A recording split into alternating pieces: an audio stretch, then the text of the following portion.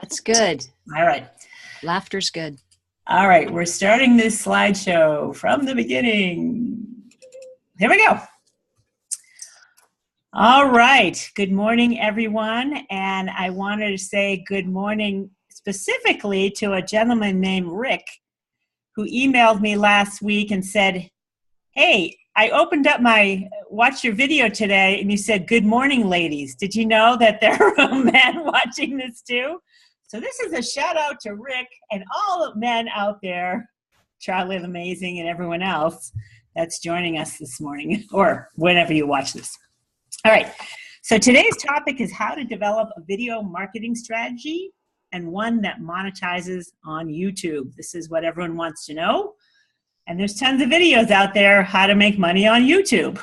So I watched a few of those and I, got a bunch of information and kind of compiled it, and I'll let you know my thoughts on it. So my name is Liz Garcia. I am founder of the Mind, Body, Spirit Network, and I help pioneering solopreneurs, visionary thought leaders and teachers and agents of change and luminary healers, transformation coaches, people like that, up-level and reimagine their online marketing efforts. So I've been doing SEO and SEM marketing for quite a while, as well as website design, and we're going to get into video marketing because it's super important in your marketing mix. And we're going to cover why that is. I'm getting ahead of myself, you see. We're going to cover the importance of video in your content marketing mix.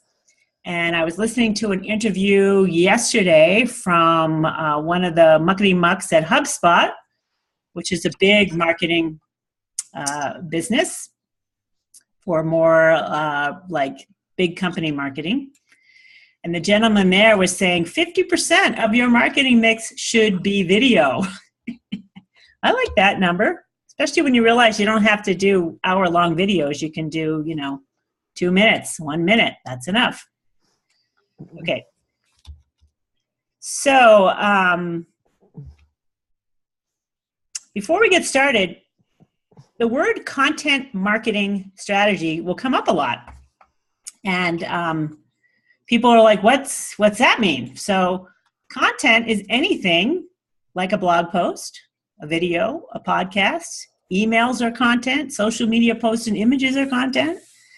And lead magnets, those freebies that you give away to build your list, those are all pieces of content. And I just want to make sure we have a little groundwork set here before we move forward.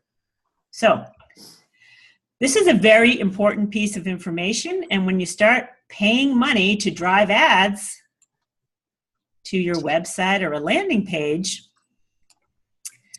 you got to understand that when you have a video present on any type of page, conversion rate goes up by 64% or more.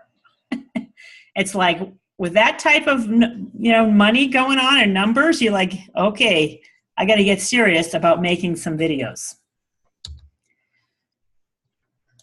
Also, you need to know that this little play button right here, this circle with the triangle in it on this picture, is the most compelling call to action on the web because people recognize it as a video and as a play button, even though it may not be live, it may not be on your website, or if it's in an email, it's not live. You have to push on the image, click the image for it to then be live to watch the video. But that's the most compelling way, a call to action on the web. Then you got to make sure if you screen grab a video, that play button is in the middle of it because that's how people recognize it as a video.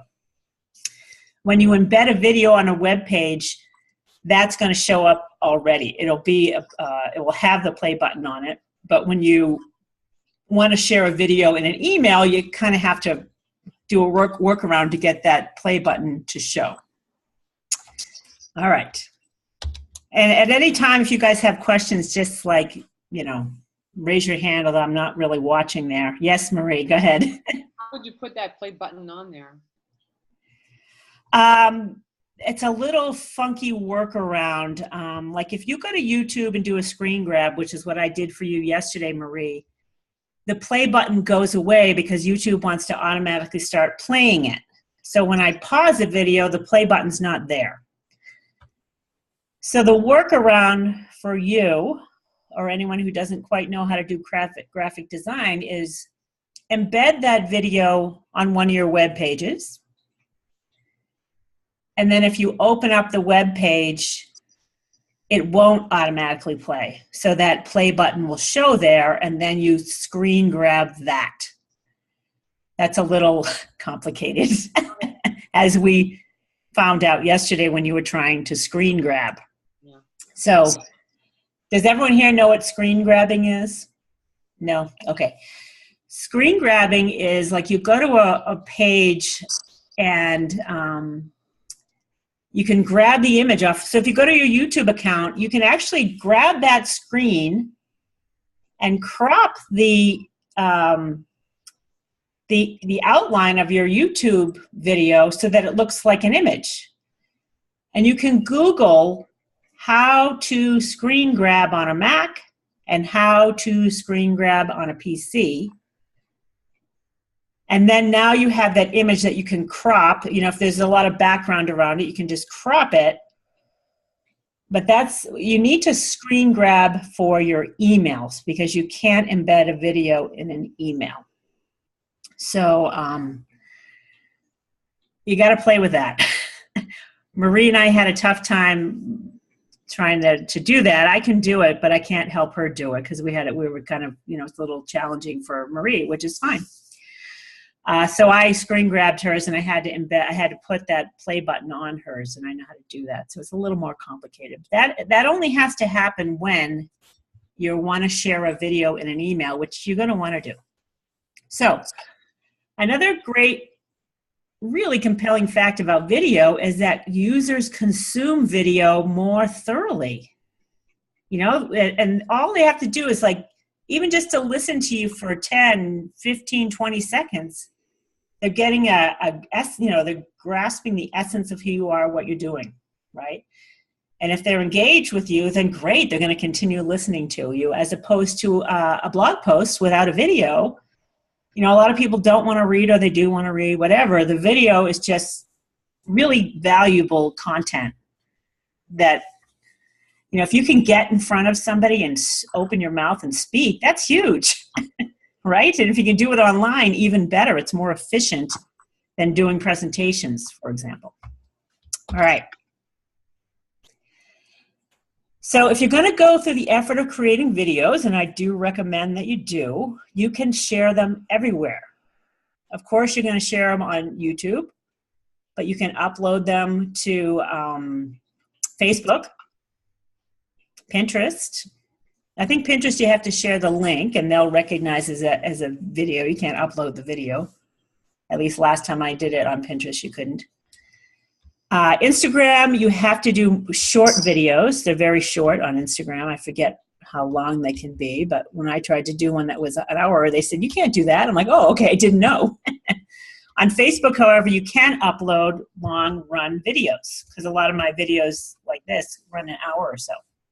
So if you're creating that content once, you absolutely want to share it everywhere else, including in your email. So it can do a lot of heavy lifting for you all over the place.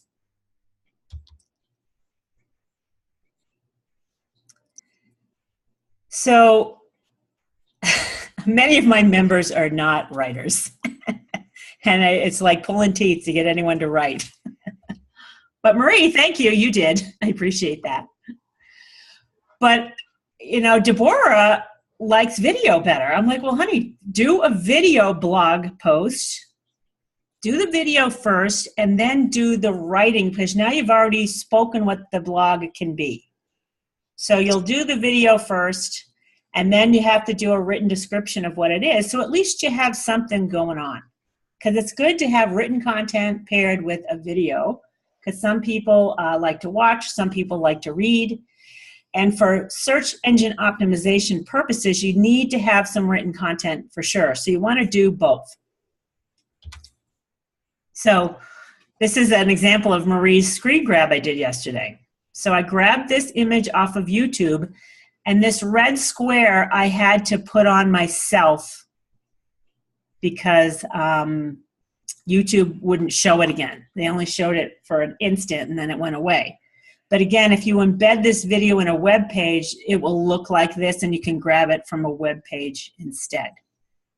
So when you use video thumbnails like this with the play button in an email, it increases the click-through rate of your email by 21.52%.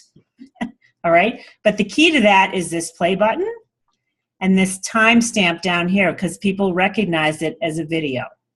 So this is what you want to do for sending out emails, or if you were to upload this, Marie could upload this image to her Facebook account, for example, to share, and then she'd share the link to the YouTube video. This is a more effective way because it's going to have a nice big image showing when it uploads to Facebook. And Liz, whenever, yep. Would you just go back for 1 minute and explain or describe that system of you do this first, then you do that, then you do that with the video?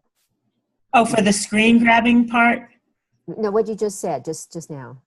Oh, just now. Okay. Yeah, just now. Okay. So if you're going to share, oh, is it the social media part, the screen before this, or this screen that we're on? The screen that you're on. Okay. So when you use a video thumbnail like this picture I've grabbed of Marie, with a play button and these controls that you'd see on your YouTube channel, for example, people are 21.52% more likely to click through and watch it than not having the picture. Like if they just have a link, people will click through, but they're going to click through 20% more with a video thumbnail present. Okay? But this play button is key to that because people recognize it, they know it's a video, people like to consume video. Okay, did that cover it, Alicia? Okay, yeah, going to the next Okay, step. all right. Alrighty. So, email is really where I want you guys to share a lot of your videos because you've already got, this is assuming you had subscribers that already know you or they're getting to know you. The best way to get to know you is to get in front of them with a video, speaking, right? You guys know how important, like I know, I get in front of someone and I talk, people want to work with me. That's how they're going to get to know you. So here's some tips. The first tip is you put video in the subject line of your email, okay? Just like I'm showing here with the brackets, all caps, it says video. In the subject line, it increases open rates by 19%, okay?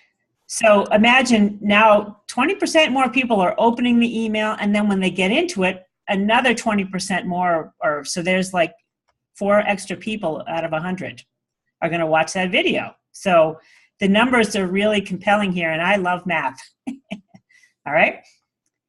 The next tip is to put that video thumbnail above the fold, which means put it at the top of the email. Don't put text up first. I want that picture to be the first thing anyone sees. Keep the videos short and sweet for now. You just, 2 minutes or less, 1 minute is fine for these kind of email types of things. Unless you have an audience, and then down the line, you can certainly share longer videos. But when people are just getting to know you, like in your initial email automation stream, where they don't know you yet, you want to keep it short and sweet and super useful. And again, you're going to make sure to add the play button to the image because that is the most effective call to action, that play button, which is not showing here on my Happy Buddha. All right? So any questions about that from anybody, about the email part of it all? Okay. So most of you have been through this part, but I'm going to do it one more time because Charlie and Alicia haven't necessarily heard this part of it. And there's some simple tools to get you started in video recording. The first one is a external webcam, and this is the one I'm using, and I can move it around. I'm going to do it right now. I can move it around, put it wherever I want. It doesn't limit me to my computer and wherever my computer sits. I can put it on a tripod, and I can sit somewhere else in the room where there's good lighting and do my videos wherever I want.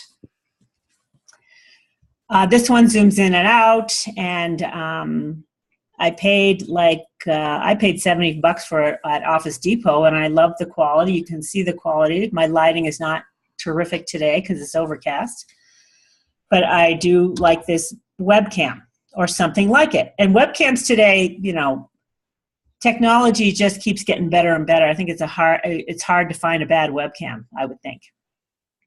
All right. Big thing about video is lighting, okay? And I already went through this exercise before, and Cheryl Murphy did a nice job. She's a little, you know, bedhead today, but that's okay. But the quality of her video improved dramatically when you have the lighting source behind the camera, not in front or the side. And I do have a window in front of me, but I need to, and I have a big slider next to me. And if I were to open the slider, you see how crappy it looks. I'm going to do it just so you know. You don't want the light source coming in from the side, because then I start to look like, you know, death warmed over on some days. But there's too much glare going on. So I close this so that we don't see that. And Alicia has excellent lighting in that room you're in, Alicia. Very good. And so does Marie, has great lighting. And so does Charlie, has pretty good lighting, but I don't want to look at his ceiling light, for example. And everyone has good lighting here today, but you want to just keep this in mind. Can I You also want to make sure that background looks good, you know. And Cheryl and I worked on her background with a simple, really graphic picture that we got at Pier 1 and a lamp, just to kind of make it look nice. Alicia, yours looks very good. It's not distracting. You know, some backgrounds can be distracting, and you don't want that. You want it kind of plain. I don't think Marie's is too distracting, although I do like looking at it. I love her loft. And Connor's is fun because she's in New York City, and I like what she's got going on there. So you want to make sure that that background suits your brand. You know, if you're going to get on video, you got to think about your personal brand. Who are you? How do you want to present yourself? And do it consistently. And Cheryl definitely does that with that. She's always in that background, and I think it looks good on her, and it works well. And when you see her in class, when she's made up and, you know, ready to roll, it looks very professional.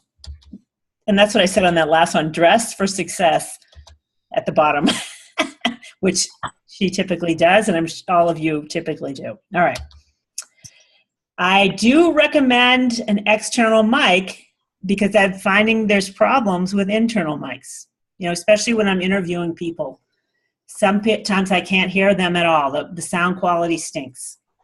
So you may have a computer that has good sound quality, but test it first. And if doesn't sound good, or sounds like you're in a cave, you're going to get, this is what I have. I have this exact microphone right in front of me on my desk.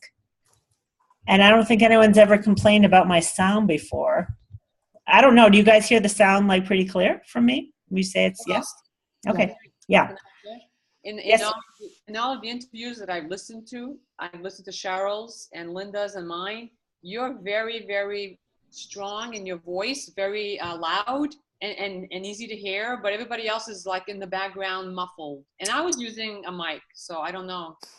Yeah, I don't know why, if it's not getting close enough to you or that the recording is coming from my side. I don't know what the difference is. So it should be clear coming from your side, Marie, if you're doing your own videos.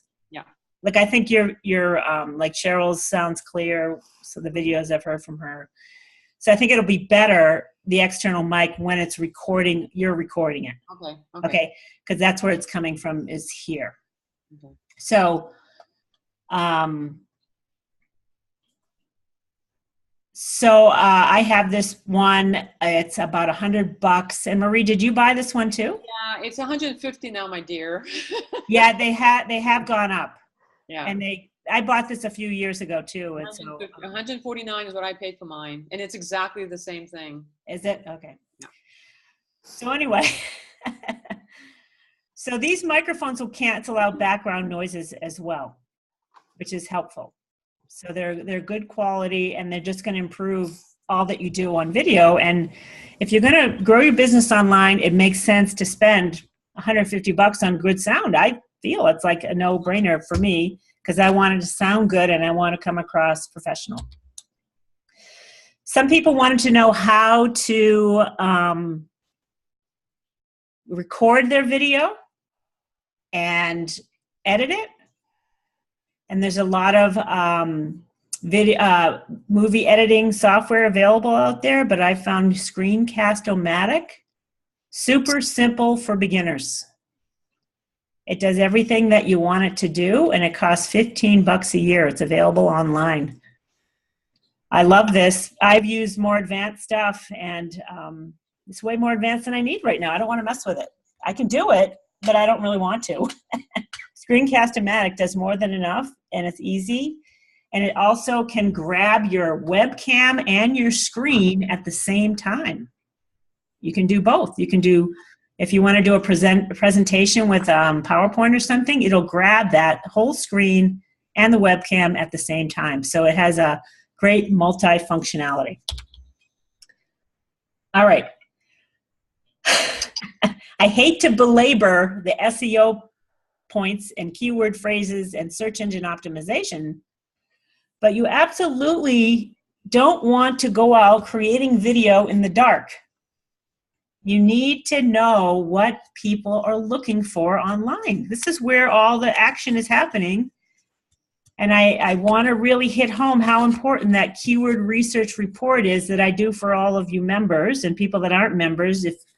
If you're working with an SEO company, they should provide you with some type of keyword research report and analysis, letting you know where the highest search volume keyword phrases are and whether they have financial viability or not, things like that. It does not make sense to create videos blindly, especially if you're hoping to monetize. You really have to know this if you want to monetize your YouTube channel. Okay. So again, SEO, search engine optimization, matters everywhere. Okay? Google owns YouTube. Hello. YouTube is all SEO driven. When it comes to advertising on YouTube, advertisers are paying for keyword phrases that matter to them. So you need to know your keyword phrases. You need to know where to begin. And if there's keyword phrases in your keyword research that you're not passionate about but has tons of search volume and financial viability, it's the place to start just to get the water flowing. Open the doors, get it moving where there's interest.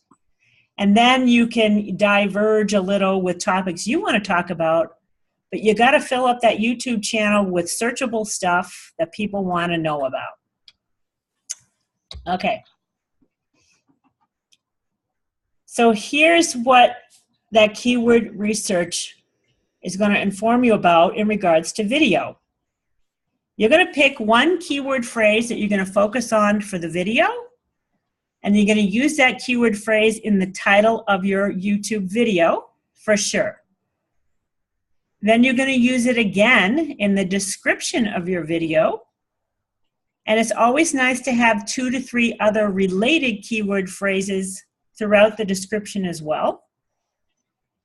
And then that description should be, anywhere from 500 to 750 words in your description is optimal because, again, Google is reading written content, but it's also transcribing your video and understanding the language you're using there. So you want to make sure you use that keyword phrase, speak it in the title of your video, speak it throughout your video on occasion. You don't have to overdo it. Just make sure you're using it.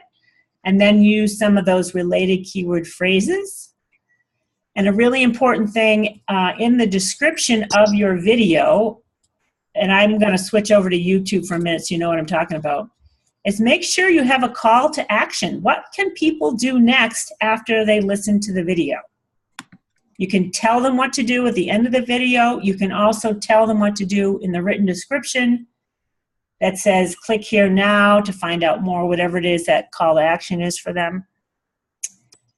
And you can always say in your video, be sure to check out my link below to connect to get whatever it is you want them to get next. It could be a lead magnet. It could be some freebie offer. It could be to schedule an appointment. It could be many things. So I'm just going to escape out of this for just a second and show you what I mean on YouTube on one of my videos. So I'm going to go to this video, and I want to show you what I mean by title, descriptions, and tags. So I'm in the video editing portion of this video, and right here under the video is an opportunity to write a title of your video. Successful Facebook ads, what's standing in your way? My keyword phrase for this video is successful Facebook ads. I did a search. I found that there's high search volume with financial viability on this particular keyword phrase. And then you'll see that it's showing up here in the title of the video as well. Underneath the title, there's this big box right here where you can describe the video. And this is also kind of like, I double it as a blog. So whatever content I'm using here, I'll use in a blog post and modify it slightly so that now I have a blog post of the video and I have it on YouTube.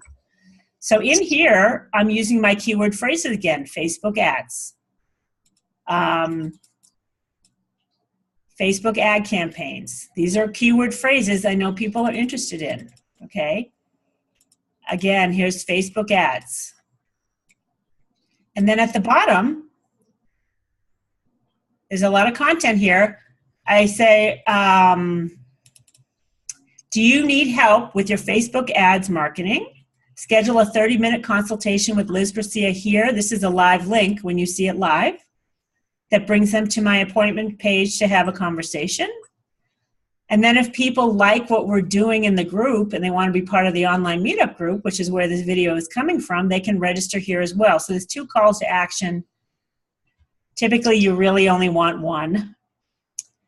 And then under the description box on YouTube, there's this opportunity here to put in your tags. These are also known as keyword phrases. So my tags for this particular video post is successful Facebook ads, Facebook ads marketing, online marketing, Facebook ad campaign. I put my name in here because people will start Googling me because they know me. And I put the Mind, Body, Spirit Network in here. So, you know, there doesn't have to be this. This is kind of a lot. You don't need this many. If you work with people locally, I would put in, I can put in Denver, Colorado, because I could attract clients that are looking for Facebook ads help in Denver, Colorado, or Boulder, Colorado. I'm going to go for the bigger towns around me. Even though I'll get people nationwide, it'll show up in a local Google search possibly. So I like that. Okay. Any questions about this while we're here? Everyone kind of understanding that. You can always come back and look at this. But this is how you fill out, after you upload your video, you want to do this. Title is so important. Description is so important. Tags are so important. Make sure you're using the keyword phrases that matter. You're going to focus on one primary keyword phrase and have 2 supporting ones. That's all you need.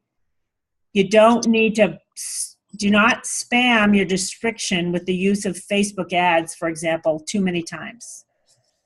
2 or 3 times is enough, and then your related keyword phrases 2 or 3 times, and you have a good, solid piece of content. Yes, Marie? I just wanted to ask you, would it be stupid to put a phone number there instead of a register here? Like I don't have one of those calendar things. Well, you might any day now. Marie. I gave up on that one. Oh, don't give up on that one. Let me help you with that. I'll set it up in 15 minutes and you're done. Okay. All right. But anyway, a phone number, I'm not sure about that. You can do it, and why not? And then if it's a problem, you come in and you edit it, get rid of it. Mm-hmm. Okay. But if you share your website, Marie, that's sufficient where they're going to get your phone number there too. Yeah.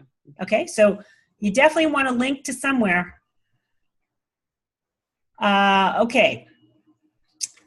Let me go back to our presentation. I'm moving on unless anyone has any more questions. All righty. I've already kind of covered this. Definitely include your company name in the description at the bottom, like a company footer. Always, come up with a company footer that you'll always include in every description that says, hey, I'm Alicia Sorkin. I am a, transformational life coach. I help people with this. I operate out of Aspen, Colorado, but I serve people all around the world remotely via blah, blah, blah, blah, blah, whatever. That's a good idea to identify yourself at the bottom of every single YouTube. So if someone comes across it, and always put your web address in there or email, whatever you want to share, go ahead and do that in that bottom so that there's some way for people to connect with you. Use your company name. Use your name. And if you do service people locally, I do want you to list, 3 to 5 of those local communities so that you can get found on a Google search like I want to be found. Facebook ads is pretty highly competitive to get found on Facebook, but if I localize it with Denver and Boulder there, and people are looking for help with successful Facebook ads in Denver, I'm more likely to get found. So that's the strategy when you're using local words. So Alicia, you could use Florida and Aspen, right? Definitely use that. All right.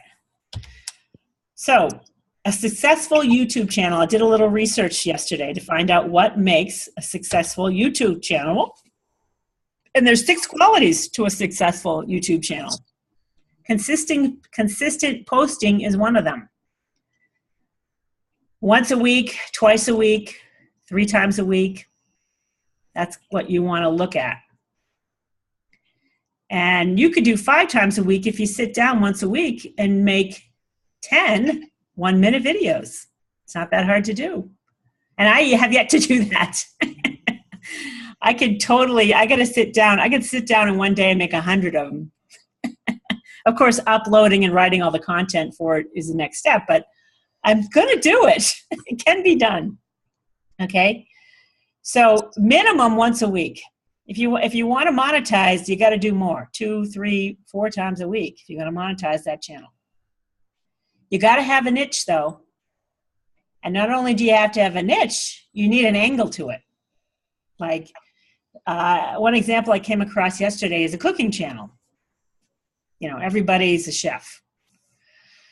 But have a twist, an angle to it would be, farm to table, right out of my garden cooking. That's a nice angle. I'm a gardener.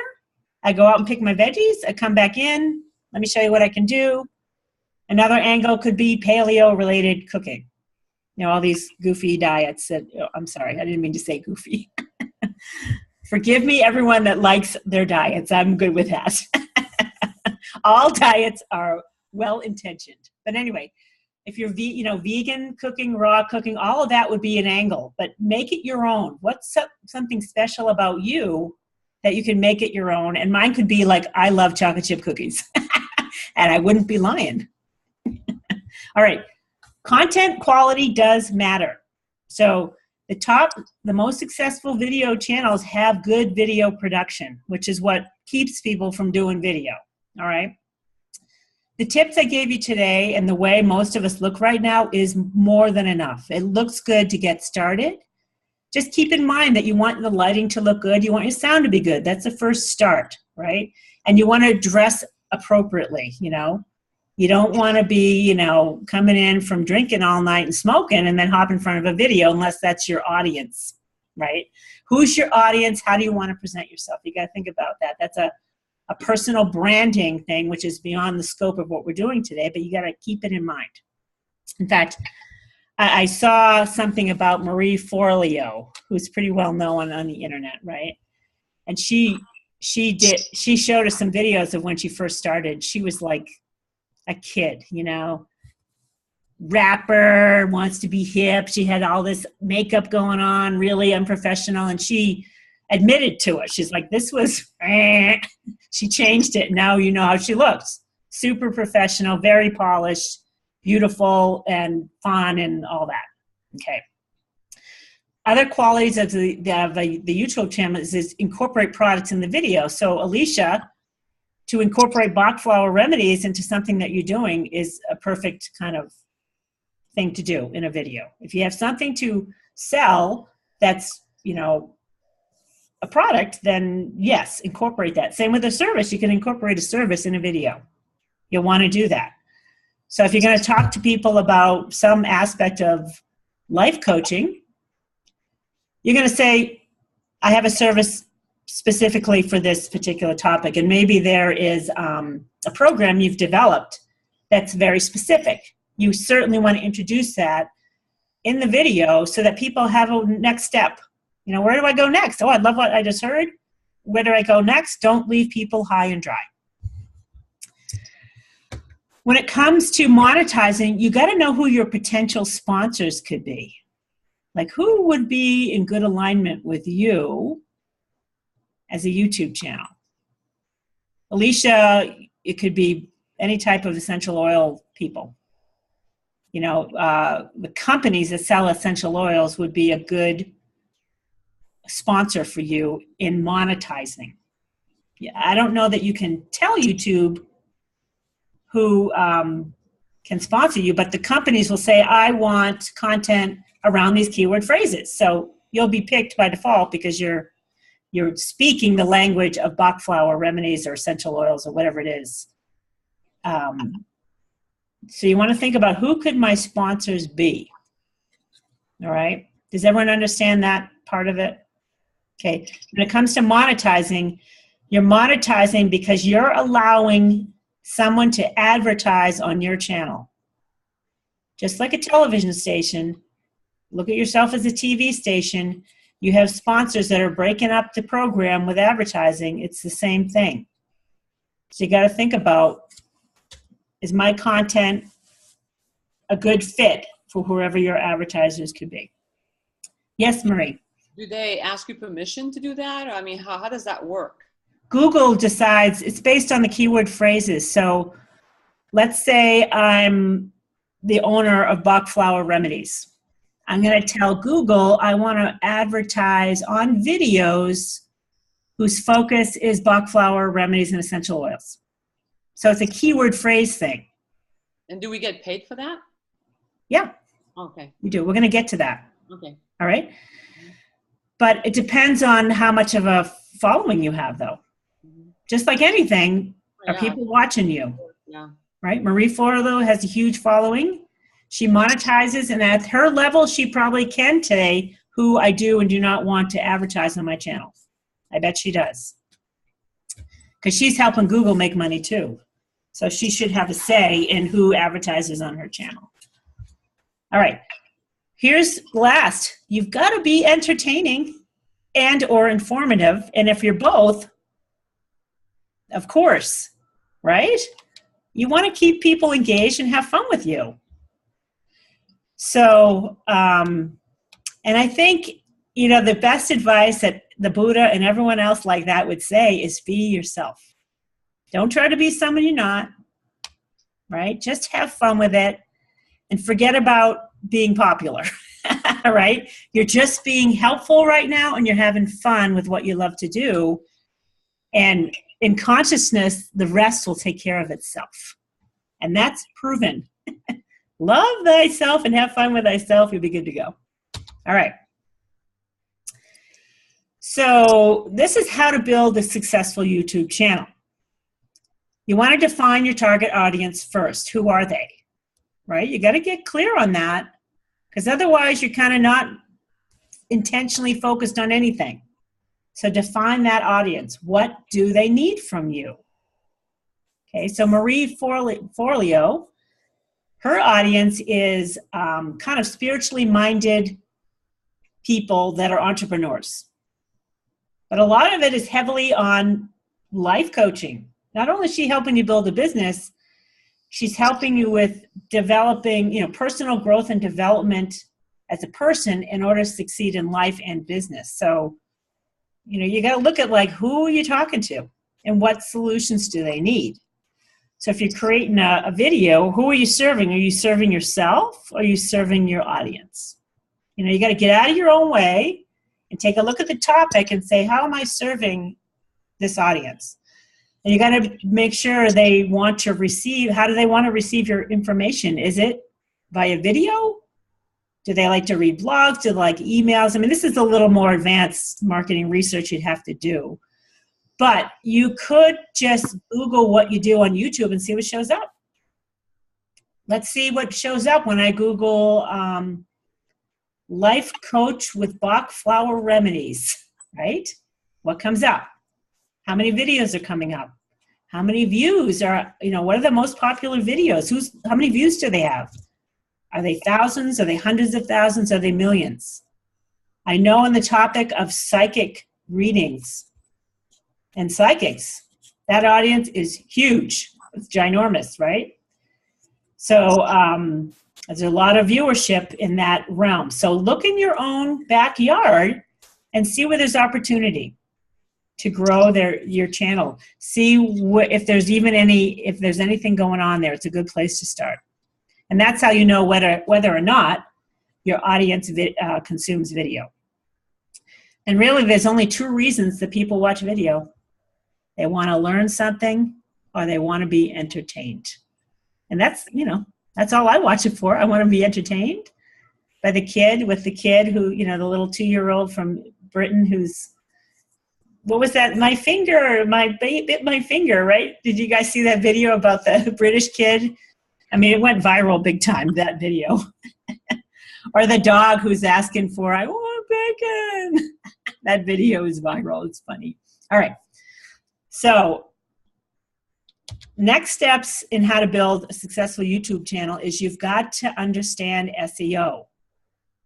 I know that's a dry and boring topic, but it's also exciting and fun because it focuses you. It tells you where people want. When people tell you what they want, like, geez, there's no guessing. I don't have to guess. So you got to use and understand SEO. And when you guys work with me, I give you the tools so that you can understand it better and you know how to write for SEO. And it's not that difficult, okay? Other things is you need user engagement and feedback. People need to comment, share, whatever, view. How much of the video are they watching? Is it 10 seconds? Or it's 50 to 60% of the video? You got to look at your analytics. It'll tell you that. And that's what YouTube is looking at as well. They want to see user engagement, lots of views. They want to see that people are consuming a lot of the video, and then they're going to rank you higher for that. So if you're looking at a video, you know how videos show up on the right-hand side, right? Those videos are there because of this. They've got user engagement, they got feedback, they got lots of likes, right?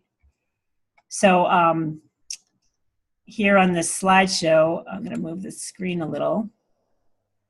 What matters to YouTube is overall views, ratings, how many views, how many subscribers do you have, how many people are sharing it to their favorites or social media shares or commenting. That's when you know you got something going on, is people are engaged with your YouTube channel. Liz? Yep. What does it mean by use SEO but don't spam it? So if you're going to focus on a keyword phrase, like I was focusing on Facebook ads, don't use it too many times in that description, like 3 times, okay? And Marie, I just wanted to give you a heads up that PTSD and EFT blog you did had almost too many words. It was good, but I think you could back off a little. Okay. Because if I were to use Facebook ads 10 times in that description, Google would slap me and say, you're trying to spam us. And they'd shut you down. And that did happen to me when I came back to video. I forgot what I was doing. And they said, you are trying to spam us, and they shut me down. I was shut down for 10 days because of that one incident. Wow. Shut down all my videos. So I had to write for them and say, oh, I didn't realize what I was doing. And then I saw what I was doing. So you want to use your keyword phrases sparingly. That primary keyword phrase used 2 to 3 times in the description. Then use the supporting ones around it. That's what you want to do. That's more natural. Use supporting phrases around it. So for my particular example, online marketing is a relevant and supporting phrase. Facebook marketing is another phrase that's related without saying Facebook ads, right? Just don't use that. Spamming is when you use your keyword phrases way too much. That's called black hat marketing, and it's evil and no good. and Google will shut you down fast. So you don't want to do that. All righty. Thank you. Yes. Everyone wants to know how to make money from a YouTube channel. Well, first of all, this is new. You can't turn on monetization to your YouTube channel till you have 10,000 views. And that just happened in April of 2017. So you got to build up a good following and a large posse of videos for that to happen. Cheryl, you're way ahead of that. I know even one of your videos probably has 10,000 views by now, if you go to your channel. Cheryl's been in the game for a while, so and in that psychic realm, some of those topics are super hot, and she's got, I know that Connect with Your Spirit Guides, last time I looked at it was like 7,000 views. It's got to be over 10 by now, I would think. So anyway, they're looking at your channel as a whole. So if you have a bunch of videos, they're going to add them all up to see how many views you have, and then they'll let you monetize. From the information I could gather yesterday, people are earning about $2.50 per 1,000 views. That is the average. And the range is usually less than $1 per 1,000 views and can run as high as $5 per 1,000 views. That's not that easy to do, depending on your market. I found that I had this one fellow who was very transparent and shared his information on his YouTube marketing efforts. He had 150,000 subscribers. That's a lot of subscribers, you guys. To get that many subscribers takes a lot of web-savvy SEO marketing know-how and great charisma, right? You know your stuff. You're super informative. So anyway, this guy made about $14,000 a year. He averaged about 200 videos a year, and he had millions of views.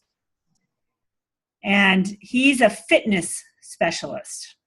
He's a super fit guy. He talks about fitness. But he said he made all his money on YouTube making videos about how to make money on YouTube. So how to make money is a big topic. It's not necessarily his specialty, but that's where he was making money on YouTube, which wasn't too exciting. So I have 40 subscribers and I know SEO. I don't spend a lot of time with the YouTube effort. And I'm okay with that. I'd have to do a heck of a lot more to build my subscribership. And I'm also in a very competitive market. Online marketing is highly competitive, and it's not even worth my while to go that route at the moment. There's other avenues I could take that I would do. Okay, something very important about your YouTube video, you cannot infringe on anyone's copyright. Music. Even if you have a hint of music in the background that you didn't pay for, YouTube's going to shut you down and say, hey, I heard someone's music back there. You can't do that. You can't use copyrighted photography, anything like that. They'll shut you down on that. And someone gave a great example of they were in a theater creating a video and there was background music and YouTube said, no, you can't use that. That's somebody else's work. So you got to pay attention to that. And again, you have to understand SEO, especially in the beginning, so you can start getting some traction.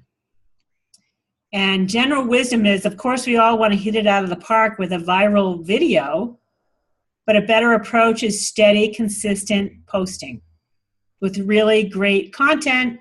And again, I think having fun and being yourself and don't even expect anything from it at the moment is enough, okay? And you have to understand, this is where your keyword research is going to come in handy. If you're going to monetize, you got to look at your keyword research report and see where advertisers are paying for money, paying for clicks, right? For psychic readings, I know monetization on psychic readings is huge. It's like $40 to $50 a click. That's something to monetize right there, okay? Something like Bach flower remedies, monetization on that is probably $1.50 to $2.50 a click. So that's a lot of effort because Google is going to take half of that, just so you know. So you got to look where the money is. In the life coaching realm, there's a lot of high search volume and financial viability in growth mindset. Transformational leadership, just off the top of my head. So again, when I do keyword research reports for my clients, this is what I'll find. If you're interested in developing a YouTube channel, you need someone like me to help you do the search and make sure you understand what kind of strategy you're going to have for developing that channel. So in summary, successful YouTubers consistently post content, 1 to 200 videos a year or 2 to 3 a week. They have over 100,000 subscribers. I think based on my research, you're going to need probably 500,000 subscribers to make a living out of it. They know their audiences. They're great teachers and or entertainers and probably both. They understand SEO at the beginning or they have someone else who helps them with that because that's pretty key. And they also understand pay-per-click and cost per click and how to monetize their channel. You need to understand how Google works and how those sponsors are going to pay you. And they earn on average $250 per 1,000 views, not per view. That's a mistake. $2.50 per 1,000 views. If it was per view, I'd be like, hell yeah, sign me up for that one. Sorry, that's a mistake. Alrighty. Shoot, I forgot I was on this. Okay. I was not using my slideshow properly, gang. That's okay. Here we go. Let's move on. We're almost done. So, a better approach if you're not a YouTuber is use your videos as a marketing tool for your business right now. They're very super powerful and important for converting people from who don't know you to customers, from leads to customers. Use them in everywhere you go. You make it once, you share it on your website. You create a blog for the video and you embed the video there. You share it everywhere in social media for sure and definitely in your email marketing efforts. And then create a plan you can stick to. So for now, if you guys can do it once a month, that's the minimum I'd recommend. So write a blog, do a video, or do the reverse. Do the video first and then write the blog based on what you discussed. And then post it everywhere. And make sure you fill out the title, description, and tags like I explained here. All of the above will and can be fruitless without an understanding of SEO and keyword phrases that matter most to you. All right. That sounds like a lot, doesn't it, you guys? Anyway, I do try to make it easier here on the Mind, Body, Spirit Network, and to give the network a little plug, that I do help you guys with the starter kit of all this, and I share you in powerful SEO and social media ways to get you and your brand off the ground. And this is just some of the things that we do in the Mind Body Spirit Network with you. We help you with all this video marketing efforts. And I'm not going to go through all this because you all know it, but people in the audience may not know that a key piece of content as a Mind Body Spirit Network is a Q&A video interview with me, because I know how to speak SEO language.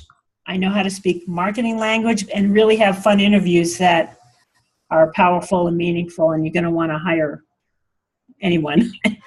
And I've had interviews now with Cheryl and Marie. Marie and I had a great one last week. It came out excellent. So you'll see Marie's interview video around. But it's a great starter kit. Really, I want those videos so that people can get to know you and want to hire you. That's more important than becoming a YouTube channel queen or king just yet. If you want to become one, though, I know how to help you with that.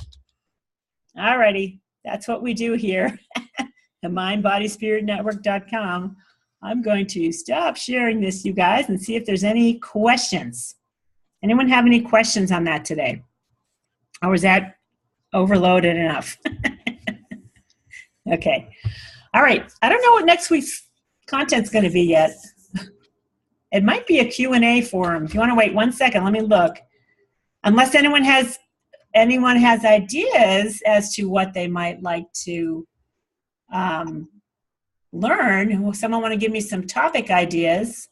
I know, Kana, you wanted to do email automation, review that. Do you still want to do that? Hold on, let me find this outline. Let me see what I have on deck. What's today's date? The 26th. I have no topic yet. The week after that is open forum, though. Does anyone have any interest? Yes, Alicia. Have you already covered how to use Zoom? No.